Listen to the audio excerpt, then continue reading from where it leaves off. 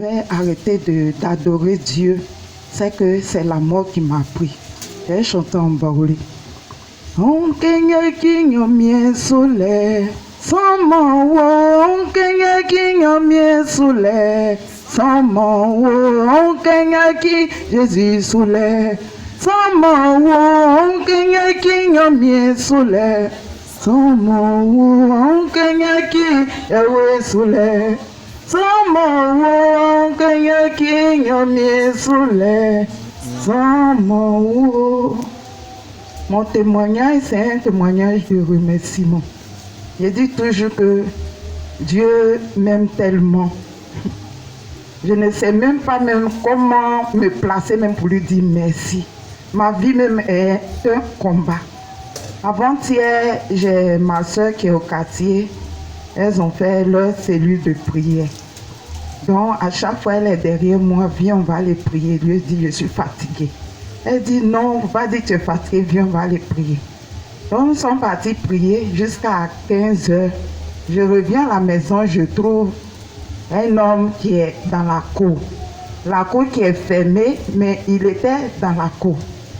Quand j'ai ouvert la porte, le portail était ouvert. Mais je ne savais pas qu'il avait foncé la porte, il est rentré. Quand je l'ai vu, c'est moi qui l'ai gaillard, j'ai eu peur. J'ai dit, mais tu fais quoi dans la cour? Il dit, non, maman, je suis venu boire. J'ai dit, tu es venu boire? Il dit, oui, je suis venu boire. J'ai dit, mais comment se fait que la clôture qui est tellement grande, personne ne voit ici? Tu sais qu'il y a de l'eau ici. Il dit, non, la porte était ouverte. Donc, il est rentré pour demander de l'eau, il n'a pas eu quelqu'un. Donc, comme il a vu la pompe, c'est là il a commencé à boire. Mais mon idée n'est pas partie sur la porte pour voir qu'il a défoncé. Donc je lui ai dit, bon, il faut sortir. Quelque chose me dit, si je rentre, qu'il m'attrape, qu'il va venir m'aider. Donc je lui ai dit, bon, il faut sortir, viens, on va sortir. Donc nous sommes sortis pour venir sur la route. J'ai vu un monsieur, il a dit, mais j'ai trouvé ce type-là dans ma cour. Il avait dit, maman, pardon. Si tu es une mère, pardon.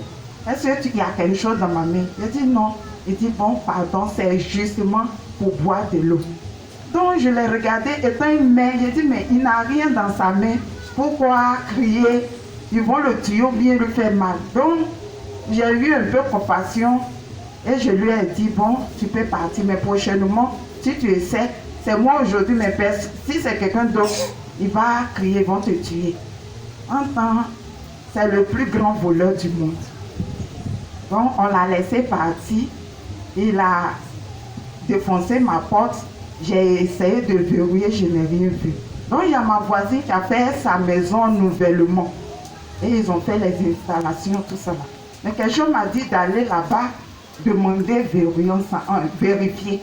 On s'en va, en tout cas, il a fait un grand travail dans la maison. Mais je rends gloire à Dieu parce que Dieu m'a aimé et il m'a épargné. Dans la semaine aussi, ça n'a pas été facile pour ma fille. Vraiment très malade. J'étais un peu découragée, mais j'ai dit, bon, à chaque fois ça vient, Dieu m'aide. Pourquoi ne pas mettre ma foi? Donc j'ai mis ma foi en jeu. J'ai dit, Seigneur, je n'irai pas à l'hôpital avec ma fille. Quelle que soit la maladie, je n'irai pas à l'hôpital. Donc dans la prière, par la grâce de Dieu, ce matin-là, elle m'a dit, maman, ça va très bien. Amen. Je m'en vais à l'église. Je bénis le nom de Dieu. Amen.